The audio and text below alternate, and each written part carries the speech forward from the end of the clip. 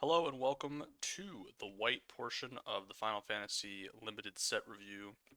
In this video I'll be talking about how good I think the white cards are going to be in the upcoming limited environment. If you haven't been to one of my set reviews before, I use a 5-tier system to evaluate cards. The tiers are loosely based around when I would expect to pick them in an average pack. It's not perfect, but it does sort of allow me to have a little bit of a little bit of nuance when it comes to talking about the cards. It's not so rigid as to be like, oh well, this is actually like I would take this exactly pick. You know what I mean? It's not supposed to be like that. It's supposed to be there's room for interpretation, and this the tier system aims to uh, exemplify that. So let's begin. Adalbert Steiner. 1 and a white, 2/1, a lifelink. It gets +1/+1 for each equipment you control.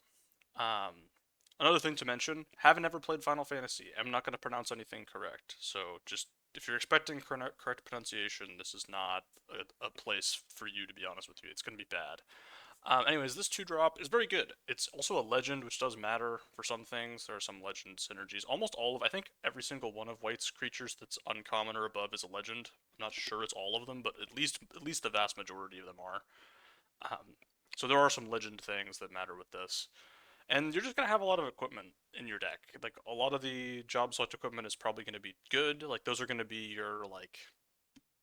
My expectation is that in a white deck you're gonna have 4 on average, at least. And this is just a 2-mana 2-1 lifelink. And if you ever have one equipment on the battlefield, it's a 3/2, which is really strong, right? So like if they printed a 2-mana 3/2 lifelink, it would be really good. A 2-mana 2/1 lifelink, not the best, but it also wears equipment really well because it's a 2/1 lifelink, and it gets +1/+1 for the equipment, and it continues to scale. Um, so yeah, I think this is going to be really good. In any white deck, I just think you're going to have enough equipment in your deck for this to be um, solid. Aerith Gainsborough, 2 and a white for a 2/2 lifelink. When you gain life, put a +1/+1 counter on it. When it dies, put X +1/+1 counters on each legendary creature you control, X the number of +1/+1 counters on it. So, I'm starting low on this card because it's a 3-mana 2/2, and that's really bad. And it dies to, all the removal spells in the set, and all of this. Like, anytime you see, like, oh, it has counters, and then it puts all its counters on other things. At least this one is it puts it on each creature, each legendary creature, which is, again, most of your uncommon or above creatures in white, but not all of them. I don't know. This is just really, it seems like it's something that I think you can do in the set. There is like a minor white like life gain thing that a couple of rares want you to do, including this one, that I don't really think you're gonna want to try to do, especially not early in the format. But I think it's something that you could eventually find yourself doing as time progresses. I just think that the rate on this is too small, but I don't think it's like completely unplayable. Aerith Rescue Mission. 3 and a white for a sorcery. Choose one. You can create 3/1/1 colorless hero creature tokens, or you can tap up to 3 target creatures, put a stun counter on one of them. So this is interesting. It's a sorcery. It's a call to arms or whatever. Oh man, I should. That's Captain's Call. That's what the card's called. I literally have it on my table over there. Or it's like sleep effect, which is pretty good. Like the fact that you can have like a sleep effect. It's not quite as good as sleep, and it's not quite as good as like your normal full drop. But the modality of getting both is kind of nice. Is tier 3 maybe a bit aggressive? It might be, but I do think that like you're gonna play your first copy of this almost no matter what. I would think in most white decks, and then the second copy seems fine. I don't know. This seems like it's going to be very similar to me. This sort of reads like it's going to be similar to like the one of those like white pump spells. We haven't really seen a like make 3 creatures or sleep modality card before, so I'm sure we have actually, but I mean like I don't know. I think the modality is actually important. I think this is going to be relatively solid, and there is sort of some payoffs for going wide. Ambrosia Whiteheart. 1 and a white, 2/2 flash. When it enters, you may turn another permanent you control to its owner's hand, and landfall. Whenever a land you control enters, it gets +1/+0 until end of turn. So it does actually allow you to return lands. So that's the thing to trigger your landfall stuff. Although white doesn't really care about landfall, so I don't really know why this is in white. I mean, it's whatever. It just is, I guess. Um, yeah, I mean, this is just a solid 2-drop, right? It's your typical, we've seen a bunch of these in the last year. They're doing the Pixie, you got the Kirin, bunch of others, the one from, the blue one from Duskmourn, that was a 2/3 flyer. This is going to be good. It's, another one of those bounce effects. There's a lot of artifacts and enchantments, and, like, you can bounce the job select equipment, and you keep the token, and you get to make another, token. You can save something. This is just a really flexible 2-drop. It has, like, bird type does matter a little bit sometimes, not a ton. Again, not a ton in white specifically, but it yeah, this will be just a solid 2. Ash, Princess of Damaska. 2 and a white for a 3/2. When it attacks, look at the top 5 cards of your library. You may reveal an artifact card from among them and put it into your hand. Put the rest on the bottom of your library in a random order. So obviously the fact that it has to attack is quite bad. It is a threat, and I probably should move it up a bit because, I mean, your opponent doesn't always have a removal spell. The thing is, it does, like, even though you're going to have a decent number of artifacts in your average white deck, you can still miss sometimes. And, like, even if you have 7 artifacts, which I think is, like, a reasonable number to expect to have, you're going to miss, like, 30% of the time or something like that. I probably could do the actual math, but it's gonna be higher than you'd like. Looking at the top 5, and if you ever miss, it's just horrible because the attack you're making is likely to not be very good. And yeah, and then it doesn't, like, block at all. Like, you have to attack. It does, like, nothing on blocks. I don't know. I think this is pretty bad. So I'm gonna have to see it. I'm gonna have to see it work. Obviously, it does a lot of value stuff, but I just, we're in 2025, right? We're not living in a world where you can just be like, oh, I'll play my 3-mana 3/2 and just get to attack. Like, that's not really realistic. Oron's Inspiration. 2 and a white for an instant. Attacking creatures you control get +2/+0 until end of turn, and you can flash it back for 2 white. It's all attacking creatures, so if you really want to, give your opponent's creatures +2/+0, you can do that. If they're attacking you.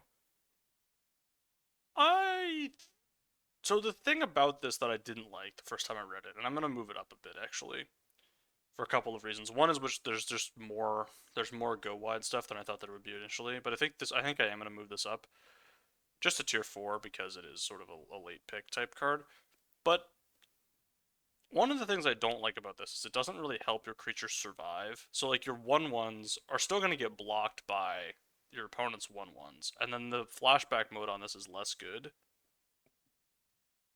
It's not like the ones that give +2/+1 where you get to keep a bunch of your stuff and then you still have a good attack next turn. Like, you're not really keeping anything around, which is pretty bad. Now, it's only 3 mana for the Trumpet Blast, and then you get a second Trumpet Blast, so it's probably just good enough. Like, it's probably fine, and you're probably going to want it. It just, it is pretty situational. Which deck you're going to want it in is pretty specific. I will move it up a tier, though. It's not completely unplayable. It is fine. It's just the type of card you're not going to want in every deck, and in the decks that you do want it, it's not going to be maybe. I feel like it's kind of like worse than it looks, almost. Like it looks like it's, oh man, you're getting all this stuff, but it's like all of my creatures die on the first attack anyway. But I think the fact that you're getting a 3 mana price tag up front is relevant, so I will leave it to that. Battle menu. 1 and a white instant. You can choose one. You can create a 2/2 white knight creature token. Target creature gets +0/+4 until end of turn. Destroy target creature with power 4 or greater, or you gain 4 life. 4 options. You're gonna almost never select the life gain option. It'll come up, I'm sure, but that is what it is. The floor is a 2 mana flash 2/2, which is okay. It's an okay floor. We've seen it be reasonable, but this just, you know, you're really hoping to get a creature with power 4 or greater. There are plenty of those. And then sometimes you use it to save your creature. Just a really flexible card. I expect this to be very solid. It doesn't really like have any synergy with anything in the set at all, but it just kind of is doing good stuff just in general. Will you want to run this out on turn 2? No. Should you run it out on turn 2? It's kind of a good question. Cloud Midgar Mercenary, white for 2/1. When it enters, search your library for an equipment card, reveal it, put it into your hand, and then shuffle. As long as it's equipped, if an ability of Cloud or an equipment attached to it triggers, that ability triggers an additional time. Yeah, so the reason this isn't tier 1, I actually originally had it in tier 3 because of the double white. I've moved it up because you are getting to tutor for an equipment for on a 2 mana 2/1 in your best case scenario, and that's really good. Like that is a tier 1 card in this format. 2 mana 2/1, draw whatever your best equipment is. That's going to be great. And so I have bumped it. It's not tier 1 because of the casting cost and the restrictions that it makes you, you know, like do to do that. Like you can't just play this in a deck that's not very heavy white. But even if you play this on like turn 4, how bad is it? It's not even like that bad. So I think this is pretty good, but I don't think it's gonna be like completely busted. Cloudbound Moogle, 3 white for a 2/3 flying. When it enters, put a +1/+1 counter on target creature. Plane cycling for 2. Yeah, so this is like a 3 mana, 3/4 flyer is kind of your like worst case, right? You play it 3 mana 3/4 flyer. You can cycle it for planes. We've seen this be bad forever. We've had like, I mean, we've had a card that was literally just 5 mana 3/4, put a counter on something, and this is like whole power and toughness worse, and it's double pipped to give plane cycling. I I can't imagine that that's good. I can't imagine that that's like a good thing to do. I would be shocked if I ever play this. Coral, 1 and a white for a 2/2, and if you can pay 1 and a white to tap target non-enchantment creature. So we've seen this before, and it varies in how good it is. The one in OTJ was very good. The one that was like this in Wilds of Eldraine was pretty bad. I forget if that one cost more than this, because the OTJ one was pretty decent, and that was 2 colorless to tap target non-mount creature. But I mean, when would I actually take that card? Not that high. So I'm gonna leave this here. It's fine. It's like a fine 2-drop. You'll play it, and again, most decks, I think it's gonna be fine. Tier 4 might even be a little too harsh, but it does have like no synergy with anything that's going on in the entire format at all. And this actually gets this effect gets worse if you're doing like a go wide strategy, which white is sort of doing sometimes, because tapping down one creature just matters way less when you're trying to attack with like 10 creatures. Like it's just like, okay, well, I was already attacking with a bunch, so it doesn't really matter. So this is like fine, but I'm not excited about it. Crystal Fragments. Single white mana for an equipment. Equipped creature gets +1/+1. 5 white. Exile this equipment. Return to the battlefield. Transformed under its owner's control. Activate only the sorcery. Equipped for 1. Transforms into a 4/3 flyer that prevents all combat damage that would be dealt to creatures you control this turn for 2 chapters, and then the 3rd chapter taps all creatures your opponents control. This is just short sword with upside, which I think means I should just move it up. I should probably just move it up to at least tier 3, maybe even tier 2, because the thing about this is it is a win con on your short sword. Short sword is short sword is bad. Like it's not good. Like it's not, even with the synergy and whatever, it's not going to be good. So you really are going to have to act. But like the thing is, like you're just threatening to do it. Like you're just threatening to do this. The creature does actually die after you do the tap all creatures your opponent's control thing. But I don't know. I'm not that excited about this. I feel like you could be more. There's room to be more excited about this than I am. The reason I'm not as excited about it is just again the front side is not very good. We have so many equipment in the set already that adding another equipment to your deck that doesn't come with a creature is actually I feel like not super good. Because like when are you gonna spend your mana on this really? I don't I don't know. I don't think it's gonna happen that much. I don't know. I'm cautious. I'm cautiously a little bit pessimistic about this. I think it's going to be decent, but I do think it may end up being overrated, and maybe I'm just going to end up being completely wrong on this one. This is one that I could end up finding myself be very wrong about. The Crystal's Chosen. 5 white white sorcery. Create 4 1/1 colorless hero creature tokens. Put a +1/+1 counter on each creature you control. So 7 mana for 8/8 worth of stats across 4 bodies is a pretty good rate. If you even have one additional creature, you're reasonably happy with this. Obviously, it's not busted or anything because it's a 7-drop, but I do think this is like a pretty reasonable payoff for going wide. Like I do think that you can do like white go wide stuff, and I think this is a reasonable payoff for doing that. So that's how I feel about this card. Delivery Moogle. 3 and a white for a 3/2 with flying. When it enters, search your library and or graveyard for an artifact card with mana value 2 or less, reveal it, put it into your hand. If you search your library this way, shuffle. This is just an excellent card. A bunch of the equipment are 2 cost. I think there's a full cycle of 2 cost equipment with job select, so I think this will find any of those. It's a tutor. It can get it out of your graveyard as well. Just great. Just a great card. A note that it's it's a single pipped as well. I'm kind of surprised this is single pipped. I feel like I probably would have made this double pipped, but that's a design choice. Yeah, I mean this is just I think this is just a very strong. I could even see this being just tier 1 to be honest with you. It does require a little bit of building around, but like this is just what's it called? The I mean yeah, it requires a little bit of building around. So I'll leave it in tier 2 despite it being very very good. Dion Bahamut's Dominant, 3 and a white for a 3/3. During your turn, it and other knights you control have flying. There are several things that make stuff knights in this format. I don't really want to go over all the creature type stuff because there's so much random miscellaneous creature type stuff happening, but there are knights around.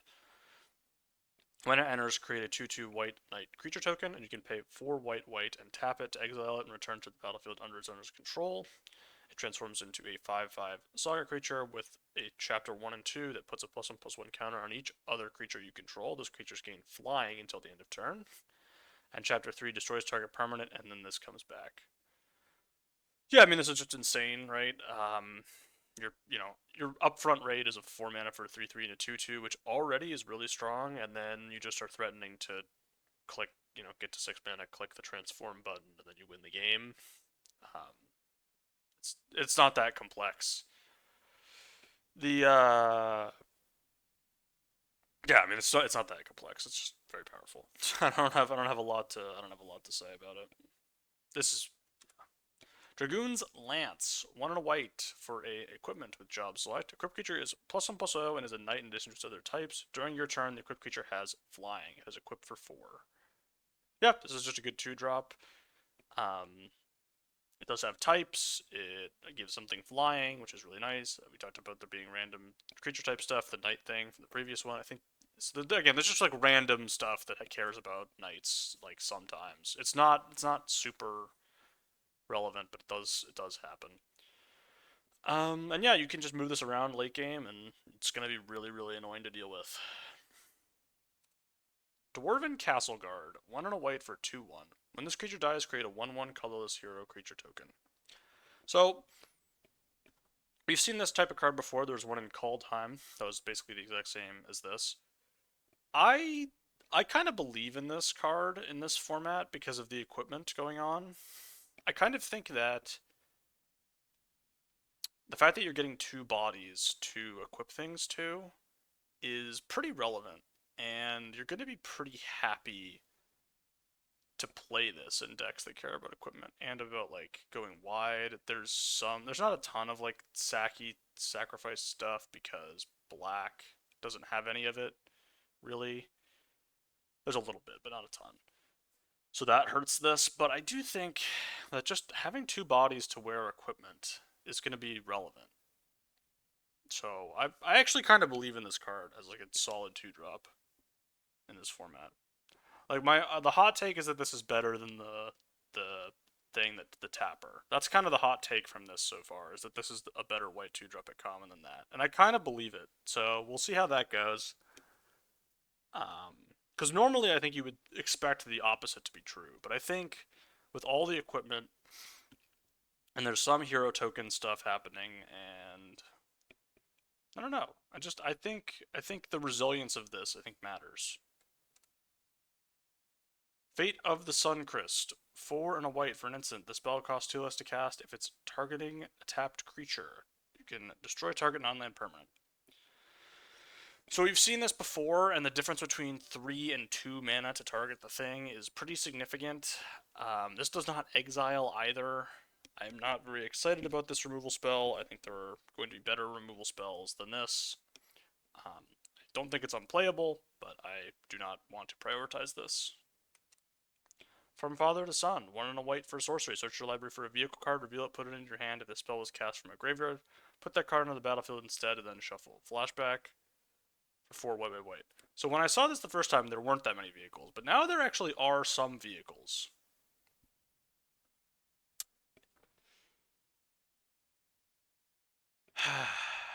Alright, do I have to reevaluate this? I think I do. There's a couple of vehicles. There's like 3 or 4. A lot of them are blue, so like in blue-white.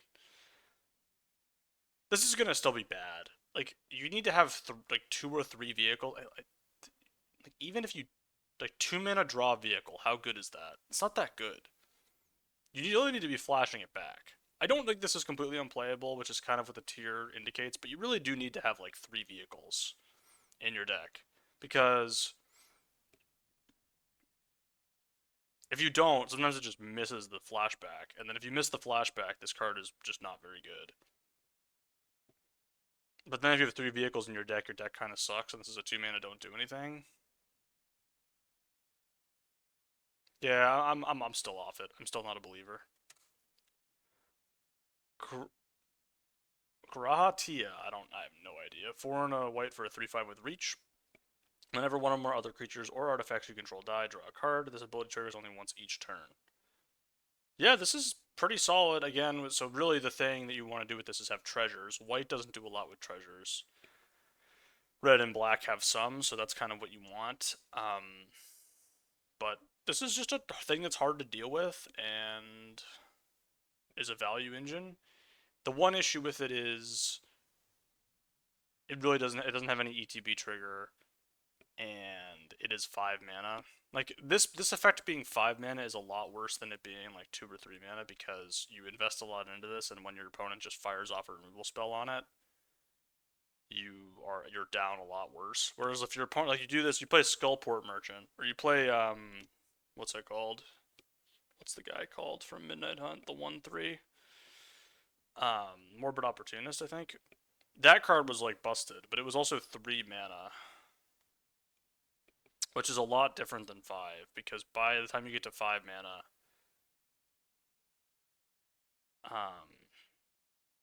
things have changed. Now that only worked with creatures, but that ability also triggered multiple times each turn, and it worked when your opponent's creatures died. This only works when your stuff dies, but it does work with artifacts. So it's kind of interesting. I've kind of given it the cowards rating of tier 3. It's like maybe that's just way too bad. Like maybe I should be. I'm just worried about comes in has like just dies, just comes in dies to a removal spell. That's what I'm worried about with this card, and I think that's gonna happen more than you'd like. Red has, well, it does dodge the red deal 4 for a while. Like that red deal 4 can eventually deal 8, but it costs a bunch of mana. So this does dodge red's removal. It doesn't dodge black. Black has like 2 or 3. I mean, red does have the 5 mana deal 6, which kills this as well. There's the Blue stuff. Well, this is actually pretty good against the blue stuff. Hmm.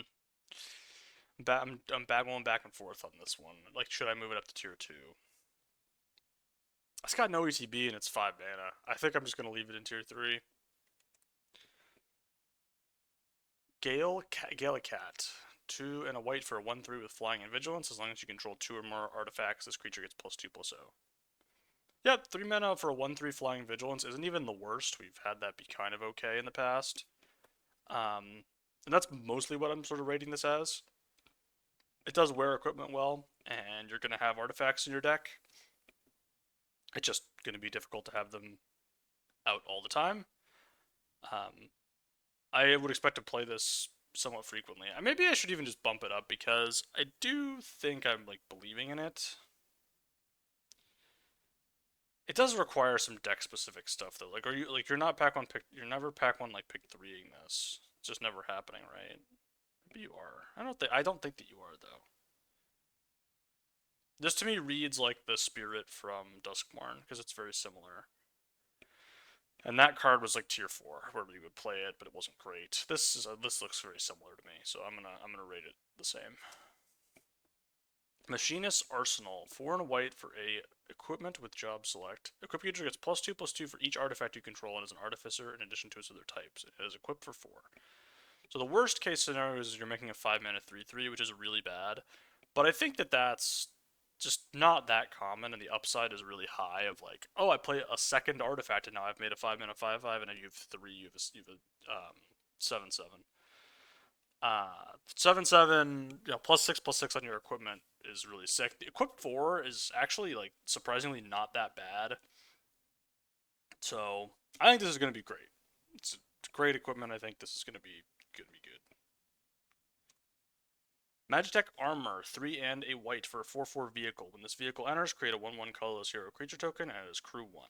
This is going to be good. So this is just very similar to the one. I mean, it's the same as the one from Ether Drift, except it's 1 less power and 1 fewer mana, and that's a trade that you're going to be pretty happy to take. So, and also it's in a set where vehicles do not come at a premium. Like this is, you could play a vehicle and it's going to be one of the few vehicles in your deck instead of one of like 3 or 4 vehicles in your deck, and vehicles do get worse in multiples. So this one also is just basically a creature, but it does make it's an artifact and it also makes a hero token. Cool, happy for this. Magitech Infantry, single white mana for a 1/1. It gets +1/+0 as long as you control another artifact. 2 and a white, search your library for a card named Magitech Infantry, put it onto the battlefield tapped, and then shuffle. So this is kind of its own thing, right? How many of these do you actually want in your deck? Good question. Do you really want to be doing this on turn 3? Probably not, but it does draw you a card and it makes you a 2/1, and it makes this into a 2/1, and it is something to do on turn 3, so sometimes if you miss your, like... And these things wear equipment well. The one thing is it doesn't, like... The one from this, there's the one, like, Whisper Squad from Ikoria, where it's 1 mana into 2 mana. That's a lot better than this. But that was a 1/1, and this is like a 2/1 in most games. And a 2/1 is a lot more relevant than a 1/1. So, but this makes it come into play tapped, and it's like there's a lot of like give and take with this thing. I do think this will be fine. But you do like these type of cards, when they're good, you have to prioritize them like somewhat highly, and when they're bad, you basically never pick them. So it's either going to be like basic, but like if it's so bad, you could actually make a deck out of it. Like the Hawk, is this better than the Hawk? I think this is better than the Hawk. The Hawk was fine. The Hawk I would rate as tier 4. This I think is a little bit better than the Hawk. So I'm kind of believing in it, but I don't really believe in it.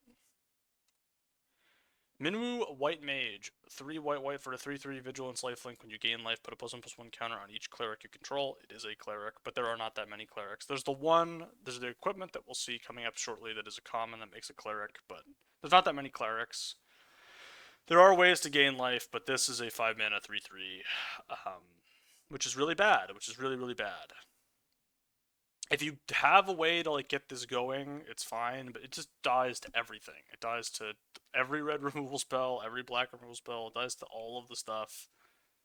I it's just it doesn't ever have good attacks to actually like trigger itself. Yeah, I'm not a believer in this card, so we'll see. Moogle's Valor, 3 white for an instant. For each creature you control, create a 1/2 white Moogle creature token with lifelink. Then creatures you control gain indestructible until end of turn. Actually, I thought this only gave the Moogles indestructible. Now, I do still hate the card. So, what rate would you be happy with this? If you make 3 1/2s for 5 at instant speed that are indestructible, that's probably okay. That's probably okay. Yeah, you know what? I'm gonna move it up to tier 4. Because I do sort of believe in the go wide thing. I also think just, you know, if you make 3, you're probably pretty happy because you're getting some sort of value for attacking. You can go wide. I kind of believe in this card a little bit. It obviously doesn't go in every white deck. I don't think you want to take it highly, but I do actually see a deck where this is kind of something. I think this is something. And then they have like, and they're all 1/2s with lifelink.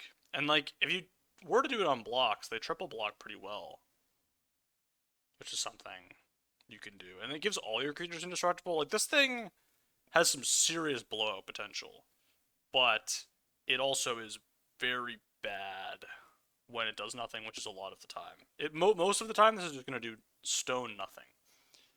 But when it does something, it's really good. So that's where it's at. Paladin's Arms, 2 and a white for 8. Equipment with job select. Equip creature gets +2/+1, has ward 1, and is a knight in addition to its other types, and you can equip it for 4. Yep, this is going to be a solid 3-drop equipment that is synergistic and goes in most decks. The fact that it gives +1 toughness, very notable. Not many of the job select equipments do that, but this one does. 4 is a high equip cost, so there are ways to get around that, but yeah, I mean, it's a 3 mana 3/2 that leaves behind value when it dies. So, pretty happy with it. Not a whole lot to complain about. Phoenix Down. Single white for an artifact. You can pay 1 and a white and tap it to exile this artifact. And you choose one. Return target creature card with mana value 4 or less from your graveyard to the battlefield tapped. Exile target skeleton, spirit, or zombie. There's actually not that many skeleton spirits or zombies. There's some, but there's actually not that many. There's a lot of like wizards. Black is kind of a lot about wizards in this format. So it has fewer targets than I think you would expect. There's some spirits too, but you're gonna be pretty unhappy, I think, with that. The targeted removal. And I think you're gonna be pretty unhappy with like returning something that's been invited for less because a lot of your creatures are going to be equipment, so this just misses a lot. So yeah, I'm not very excited about this. Obviously, you're getting a good deal, right? You're getting mana value 4 or less for 3 total mana, but it is tapped, and that's actually a pretty big cost. So I'm not a big believer in this, but I could see it doing something. Restoration Magic, single white for an instant. It is tiered. You can choose 1 additional cost. For 0, target permanent gains hexproof and indestructible until end of turn. For 1, colorless, target permanent gains hexproof and indestructible until end of turn, but you gain 3 life. And then for 3 and a white, permanents you control gain hexproof and indestructible until end of turn, you gain 6 life. So for 5 total mana, you can give everything indestructible. For 2 mana, you can gain 3 and an additional life. And for 1 mana, you just give something hexproof and indestructible. The 1 mana hexproof indestructible thing tends to be pretty bad. The fact that you can gain life as upside is not really that significant. It's fine usually, but like not great. It's like notably worse than Snakeskin Veil. Because Snakeskin Veil gives you the counter. This is usually worse than that. Um, so yeah, I'm never super excited about these, but it could maybe be okay. I don't think it's going to be terrible. Side quest, catch a fish. 2 and a white for an enchantment. At the beginning of your upkeep, look at the top card of your library. If it's an artifact or creature card, you may reveal it and put it into your hand. If you put a card into your hand this way, create a food token and transform this enchantment into a land that taps for white mana, and you can pay 3 and sacrifice it to put a +1/+1 counter on each creature you control. Activate only as a sorcery. So obviously this is really cool when it works. The problem is, even in the most optimistic scenario, when you have like 17 or like car hits for this, that's still less than 50% of your deck. And I mean, I guess optimistically you could get to like 19, but you're still hitting. You're almost always going to hit less than 50% of your deck. And so when that's the case, this is going down a card. You don't even get to like get rid of the thing. Like when you miss, you don't even get to like surveil it away or something. Like you just are stuck with like you look at the top card. It's like, oh, this is a land. Guess I'm still drawing this land. I can't do anything about it, so I'm gonna just draw it. You know what I mean? Like that's not great. Like if it let you like scry it away, then I would actually be kind of interested. But it doesn't let you do that, and it just never impacts the board at all. Like you get a food token eventually, which is cool. The flavor's cool as well. I like that. But yeah, this is quite bad, I fear. Slash of Light. 1 and a white for an instant. It deals damage equal to the number of creatures you control plus the number of equipment you control of the target creature. Yeah, I really like this. Again, the equipment is going to be bread and butter. Every deck is going to have some number of job select equipment, so this is going to, those double up for this. Yeah, just going to be good. Going to be solid removal. Snow Villiers. Vile, I don't know. 2 and a white for a star 3 with vigilance, and it has power equal to the number of creatures you control. So it starts off as a 1/3. We have a downgrade from Zurgo's Vanguard from the previous set. But I don't like these cards normally anyway, and this one is worse than usual. Yes, white can go wide, but this doesn't really help you do that at all. And it just is not very good because it just dies to anything and does no synergy. It's a legend, I guess, but it doesn't even like wear equipment that well. It's fine. I don't know. I think this is pretty bad.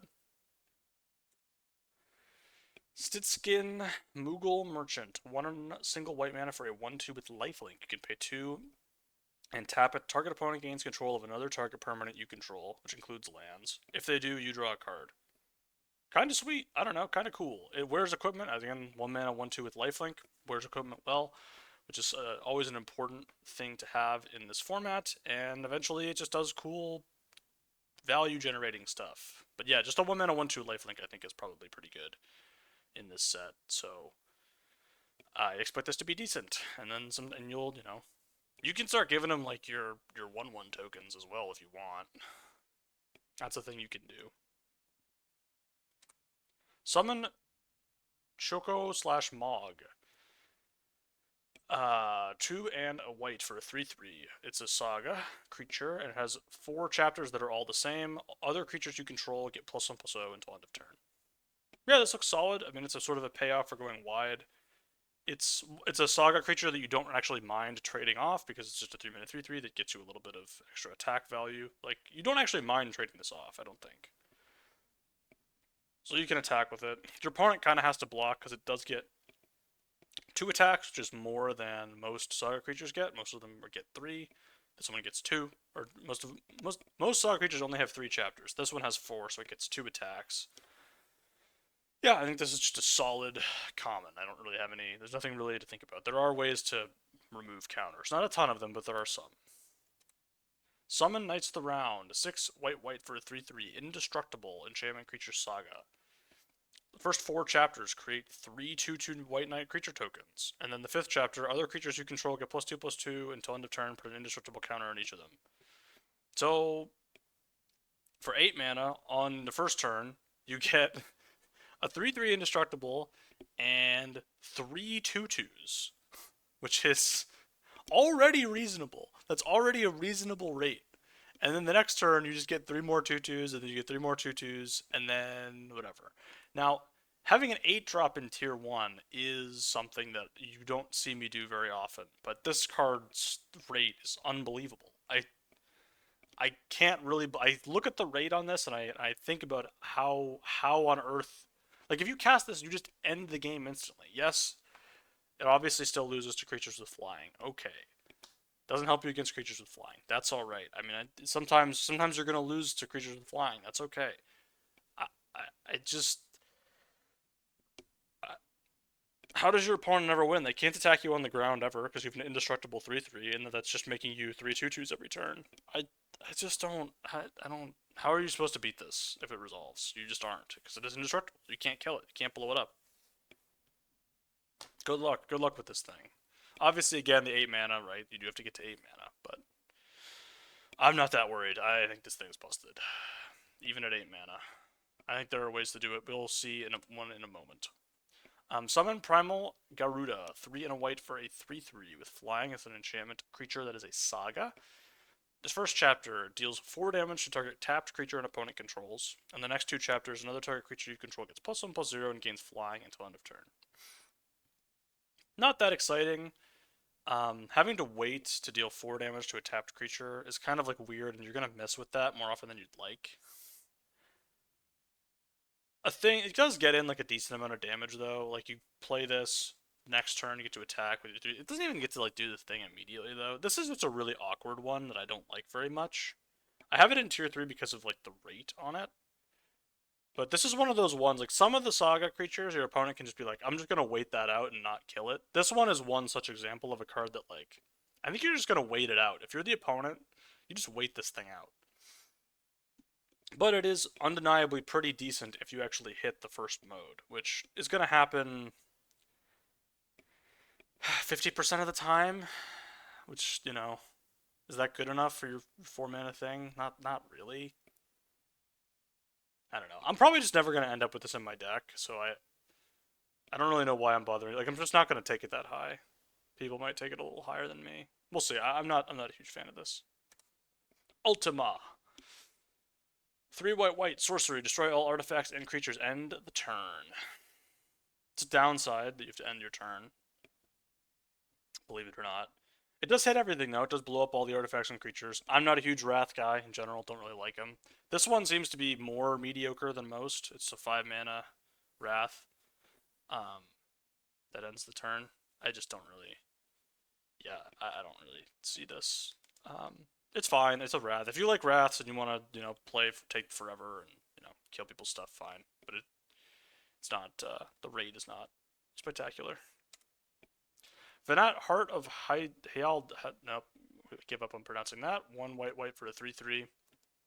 When you cast a legendary spell, draw a card. This ability triggers only once each turn. You can pay 7 and tap it to exile target non-land permanent. Transform Venat. Activate only as a sorcery.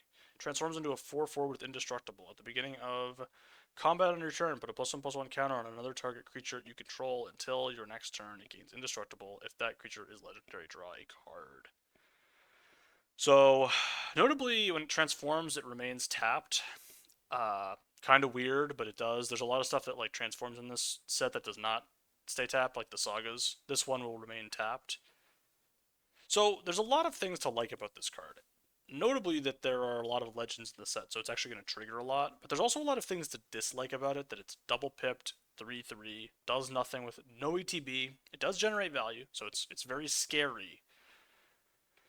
But it does not do anything the turn you play it, and can just die. But I still think it's really good. It's a really good card, obviously. It's just like, did I want to put it in tier 1? No. Am I going to draft it like it's a tier 1 card? Probably. But it's not just one of those cards you just slam it and win the game. You know what I mean? It's not like, oh, I'm just going to slam this and then I can't lose. It's kind of a, hey, maybe I want to like wait on this until I can protect it a little bit. You know what I mean? You don't really want to just jam this on turn 3, which is kind of nice in some ways because your 3-drop, your 3-drop slot tends to be the one that's easiest to replace with something else. So yeah, but this is good. This is a good card. I'm not gonna hate on it too much. The fact that you get to just pay 7 to exile something, it's weird that if there's nothing else on the card that like cares about what you exile. It just exiles something. I don't really know why. It's just kind of like, oh, we tacked a 7-mana removal spell on your 3/3. Okay. If your opponent doesn't have a removal spell for this, you just win the game. I mean, I guess you just don't just win the game. There are a lot of legends though, but how many are there really? Like, realistically, if you cast one legend off this, you're really happy. You're pretty likely to be able to do that, but there's going to be some games where you can't. I'm just debating whether I should put this in tier 1 so I don't look like an idiot. Because I'm gonna you're gonna draft this like it's sick. All right, all right, all right, all right, all right. We're not gonna be a hater. We're gonna put it in tier 1. Kind of honestly like a coward move to put it in tier 1 instead of tier 2. But yeah, it's fun. I'm gonna freaking take it all the time I see it. So yeah, it's just good. It's a good card. Weapons Vendor, 3 and a white for a 2/2. When this creature enters, draw a card. At the beginning of combat on your turn, if you control an equipment, you may pay 1. When you do attach target equipment, you control the target creature you control. Looks great. 4 mana 2/2, draw a card. How bad is that? It's actually kind of bad. It's like sneaky, like underratedly not that good. But sneakily underratedly good is ability to attach equipment for 1 mana. That's pretty good. And your opponent doesn't really want to kill this because it's already, it's a 2/2 that already drew them a card, right? So it's like, do you really want to kill the thing that drew your opponent a card already? Not really. I mean, it is small. There's no denying that. I just think, you're gonna be happy with this. It is a 4-drop. Like, there are definitely warning signs that this card is gonna be worse than it looks. Like, the mana cost is one of them. The fact that how much do you really care about moving your equipment around? You care a little bit. But like this does leave you open to getting completely stomped on like turn 4. Like you play this and it's like, well, that doesn't block anything, so time to take 8, Like that's type like, and then you just have to like make a trade with this with their 2-drop and it's just kind of terrible. I kind of want to move it down. I kind of want to like be like, nah, now this 4-drop that draws you a card is actually bad. But what if I didn't believe that? What if I just left it here anyway? It's like, you know what I mean? I kind of want to move it down though. I think I'm gonna do it. I think I'm gonna stand for some. I think I'm gonna stand on business. I think I'm gonna stand on business. I think this is worse than some of the 2-drops. Am I gonna stand on business? Are we standing on business? I think this is worse than a lot of the equipment creatures, right? I'm really thinking about this. Oh, I'm gonna ponder it a bit. I did it, man. I moved it down. I'm not scared. I ain't scared. I don't think this is gonna be as good as it looks. Honestly, I think this. I'm being a hater. I'm hating. White Auracite. Want 2 white for an artifact. When this artifact enters exile, target non-land permanent and opponent controls until this artifact leaves the battlefield, and it taps for a single white mana. Yeah, this is great. This is just Buried in the Garden, but an artifact. Obviously, it doesn't fix your mana, but who cares? It has more synergy in the set than Buried in the Garden did in its set. So it's 2 sets last year actually. Buried in the Garden very, very present for a very long time in limited, because it was on the bonus sheet of OTJ. Buried in the Garden was very good. This card is going to be very good. It is still pipped. I don't care. Yeah, this is probably White's best removal spell. Might be its best common. We'll find out. White Mage's Staff. 1 and a white artifact. Equipment with job. Select. Equipped creature gets +1/+1 and has whenever the creature attacks you gain 1 life. It is a cleric in addition to its other types. Equip for 3 colorless. This is just your bread and butter, good job select equipment 2-drop. You're going to be happy about it. I don't have a lot to say about this. You're going to put this in every white deck. It's going to be pretty good. It's going to be, yeah. It's exactly what you're expecting. This is totally exactly what you would expect. The Wind Crystal, 2 white for an artifact. White spells you cast cost 1 less to cast. If you would gain life, gain twice that much life instead. 4 white creatures you control gain flying and lifelink until end of turn. So I don't know, man. All of these crystals seem kind of bad. Well, the black one I kind of like, but the rest of them, I don't know, man. This one is kind of interesting because at least you can gain life to like get it back a bit, but you are going down a whole card to cast this thing. And there is some incidental artifact removal in the set, and it's just like people are going to be main decking that. So these do just open you up to dying instantly. I think this one is slightly better than some of them because there is like a decent amount of like life gain stuff happening. But it does sort of it is like I'll give all my creatures flying and lifelink and then I'm gonna like never lose if I activate that. And that's possible. That's like a real like if you give 2/3/3s flying and lifelink and you gain 12 life from that attack, you're probably gonna win that game. So that's why I think this one's kind of okay, but I don't know. The wind crystals are definitely the ones where I'm like, could totally just get the evaluation wrong on these. Could just be totally wrong. Um, but I'm down on them to start.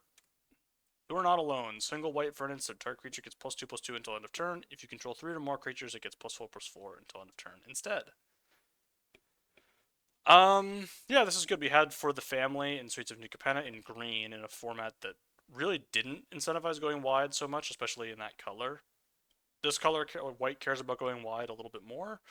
Obviously, it's tier 4 because you're not going to draft it that high, but I think in the decks that want it, it's going to be pretty good. I don't have nothing bad to say about it other than where I've rated it because you're just not going to take it that high.